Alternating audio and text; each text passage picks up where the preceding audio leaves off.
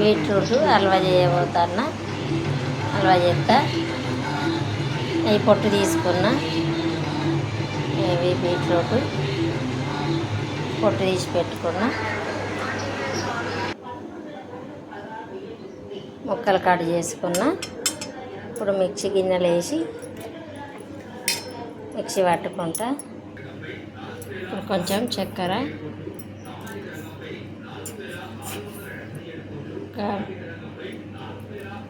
అరకిలో బీట్రూట్ అండి, ఒక చిన్న చాయ్ గిలాసెడు చక్కెర, కడాయి పొయ్యి మీద పెట్టుకున్న ఒక 2 చెంచాలంతా నెయ్యి,